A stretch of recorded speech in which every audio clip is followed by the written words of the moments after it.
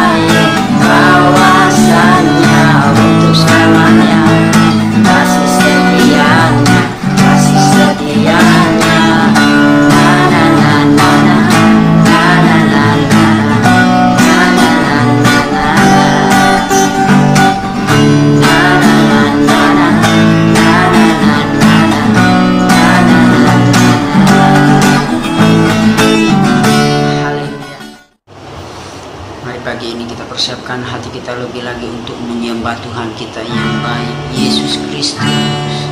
Haleluya.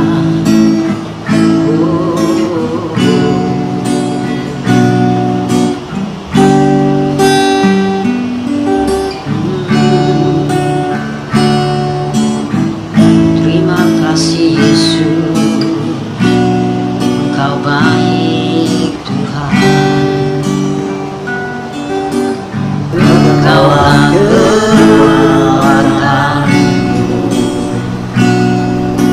tempat berlindung.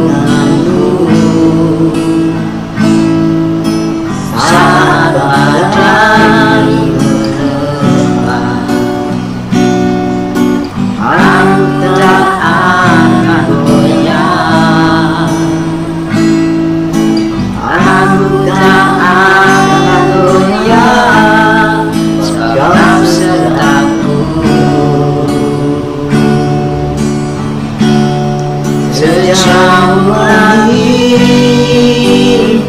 dari bumi, begitu besarnya kasih-Mu, penuhi hati kami yang rindu menyembah-Mu.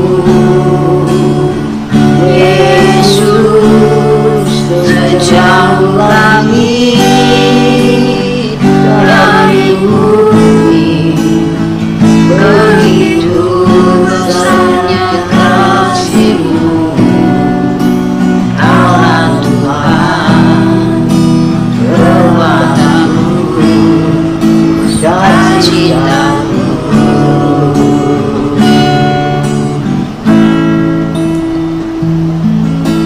Engkaulah kekuatan-Mu, tempat perlindungan-Mu, saat badai menerpa, aku tak akan goyah, aku tak akan goyah, sebab serta-Mu. Sejauh langit dari bumi, begitu besarnya kasih-Mu, penuhi hati kami yang rindu menyembah-Mu. Yesus, sejauh langit dari bumi, begitu besarnya kasih-Mu, Kaulah Tuhan, kekuatan-Ku, sukacita-Ku. Sejauh langit dari bumi, begitu besarnya kasih-Mu, penuhi hati kami yang rindu menyembah-Mu. Yesus, sejauh langit dari bumi, begitu besarnya kasih-Mu, Kaulah Tuhan, kekuatan-Ku, sukacita-Ku.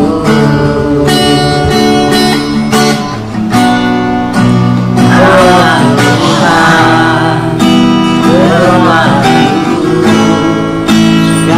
sukacita-Ku.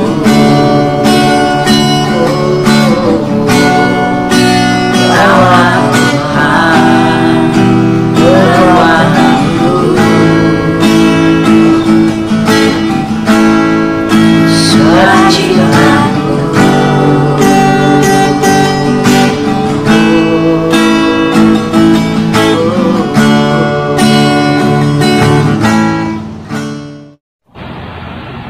Ya, shalom semuanya. Saya percaya sukacita Allah yang terus menyertai kita. Amin. Ya, kalau hari ini kita boleh ada di dalam penghujung bulan 8 ini juga, dan saat ini juga kita masuk di dalam penghujung minggu ini. Ini semua karena Tuhan, Dia Immanuel yang selalu menyertai, memberikan kekuatan buat kita. Dan hari ini juga kita terus dituntun melalui Sunday Devotion kita. Biar melalui Sunday Devotion ini mengajar, membuka setiap pikiran-pikiran yang terbelenggu. Dan hari ini saya mau menyampaikan satu tema yang sering kali kita dengar dan hamba-hamba Tuhan juga sering menyampaikan. Dan waktu kita membaca firman Tuhan juga sering kita menyampaikannya, dan sering kali kita diingatkan, dan sering kali juga dilakukan oleh manusia, apalagi orang-orang yang percaya juga melakukannya. Saya membagi tema yang sederhana, yaitu dosa yang mematikan kerohanian kita. Kenapa saya sampaikan ini? Ini ada satu peringatan khusus buat kita, karena kita selalu dituntun, diajar supaya hidup di dalam kekudusan. Saya bagi satu pengertian, satu contoh, ilustrasi supaya teman-teman, saudara-saudara pahami tentang itu dosa. Dosa ini seperti begini. Seorang yang berjalan kaki menuruni satu bukit. Saya mau katakan waktu dia menuruni satu bukit dengan mudahnya, dengan enaknya, tidak ada halangan, dan sangat-sangat mudah untuk dia jalani. Waktu dia menuruni satu bukit. Sama seperti dengan dosa. Dosa itu nikmat, dosa itu enak, dan seringkali itu dilakukan oleh manusia. Kenapa saya mau katakan itu nikmat dan enak? Dosa itu sangat mudah dilakukan. Firman Tuhan mengatakan dosa itu sudah mengintip di depan pintu. Kalau kita baca di dalam kitab Perjanjian Lama, dosa waktu kita tidak berjaga-jaga, saya mau katakan dengan mudahnya kita lakukan. Karena dosa itu seiring dengan daging kita, jalan dengan kemauan daging kita. Tapi saya mau katakan dosa itu bertentangan dengan Tuhan, sangat-sangat bertentangan dengan Tuhan. Seringkali kita berpikir seperti begini, dosa adalah sesuatu yang pasif. Itu berbicara tentang kesalahan ataupun ketidaksempurnaan. Tapi saya mau katakan beri pengertian yang baru buat kita. Dosa adalah sesuatu perkara yang bermusuhan secara aktif dengan Tuhan, di mana ada pertentangan di dalam perintah Tuhan, hukum-hukum Tuhan. Dosa inilah yang membuat kita dengan Tuhan itu mengalami kejauhan. Dalam kitab Perjanjian Lama, kalau kita baca di mana waktu Adam dan Hawa di Taman Eden, waktu mereka hidup bersama-sama dengan Tuhan, mereka boleh berkomunikasi, mereka boleh mengalami Tuhan, mereka boleh bercakap-cakap dengan Tuhan, bercakap-cakap dengan Allah. Tetapi waktu dosa waktu mereka melakukan dosa itu menguasai hidup mereka. Saya mau katakan ada satu keterpisahan. Adam dan Hawa tidak lagi boleh berkomunikasi dengan Tuhan. Kemuliaan Allah yang selama ini yang menaungi Adam dan Hawa di Taman Eden itu ditarik balik, sehingga tidak ada kemuliaan Allah lagi di dalam kehidupan mereka. Dan terjadinya satu perpisahan, satu keterpisahan yang sangat jauh.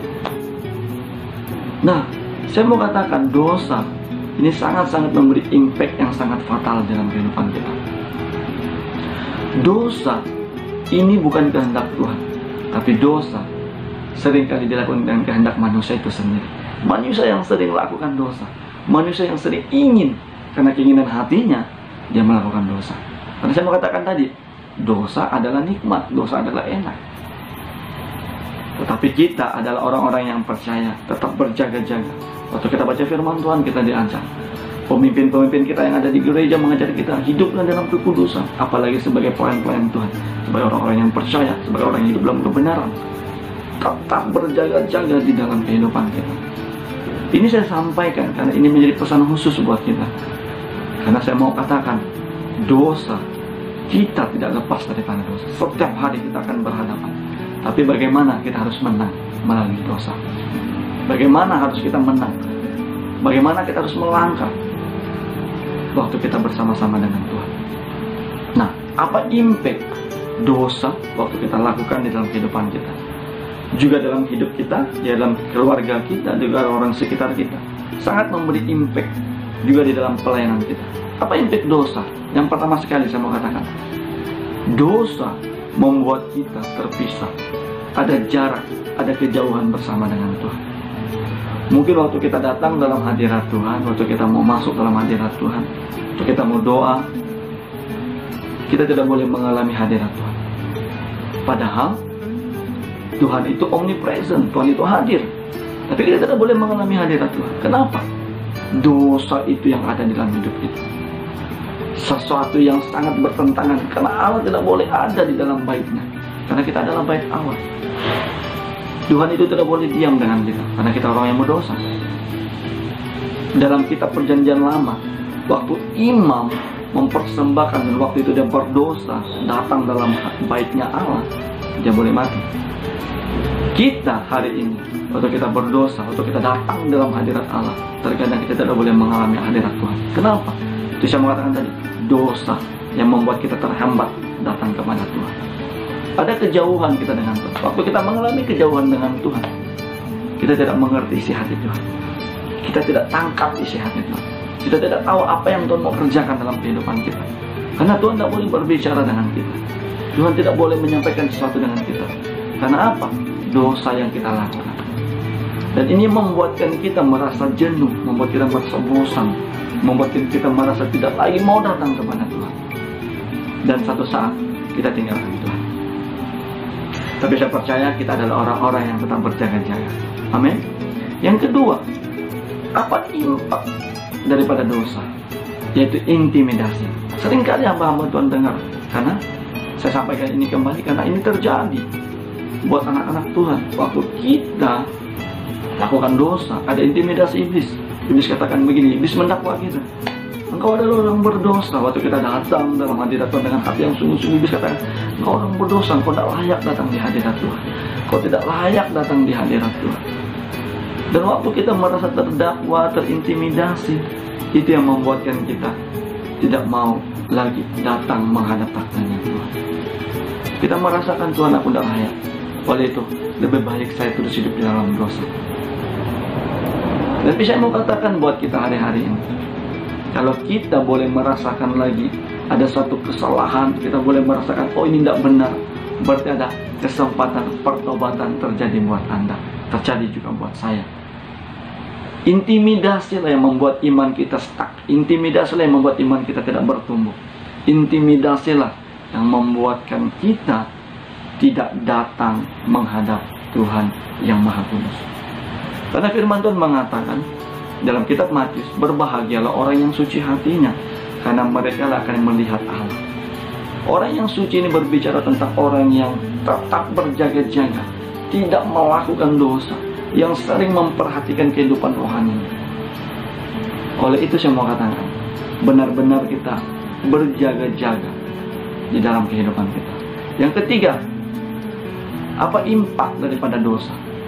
Yaitu kematian secara rohani. Waktu ini terjadi, saya mau katakan, kita adalah orang yang sia-sia. Hidup kita hancur. Kita boleh beribadah, kita boleh baca firman Tuhan, kita boleh datang kepada Tuhan, kita boleh berkumpul bersama dengan orang-orang kudus, tetapi kita tidak mengalami pertumbuhan. Kita tidak mengalami sesuatu gairah. Kita tidak menangkap visi Tuhan. Kenapa? Kematian secara rohani. Tidak ada lagi semangat, tidak ada lagi sukacita. Kita datang sebagai rutinitas, liturgi di dalam kehidupan kita. Waktu kematian secara rohani terus berterusan, dan satu saat pasti kita akan meninggalkan iman kita. Oleh itu kenapa kita mendengar banyak anak-anak Tuhan yang selama ini dulu antusias melayani sebagai pemimpin pujian, sebagai penada rebana, tapi las di akhir hidup mereka, ataupun di akhir pelayanan mereka, mereka tinggalkan Tuhan. Mereka datang dengan hal yang tidak benar dalam kehidupan mereka. Kenapa ini terjadi? Saya mau katakan, mereka mengalami kematian secara rohani. Oleh itu teman-teman, saya mau katakan, kematian secara rohani ini sangat-sangat memberi impak yang fatal di dalam kehidupan orang-orang yang percaya. Jadi bagaimana kita harus menang? Datang kepada Tuhan, baca firman Tuhan, banyak masuk di dalam hubungan bersama dengan Tuhan. Saya percaya biar ini menjadi berkat buat kita, kekuatan, sukacita Allah yang terus menolong kita. Haleluya. Terima kasih. Selamat hari Minggu dan selamat beraktivitas semua. Tuhan Yesus memberkati.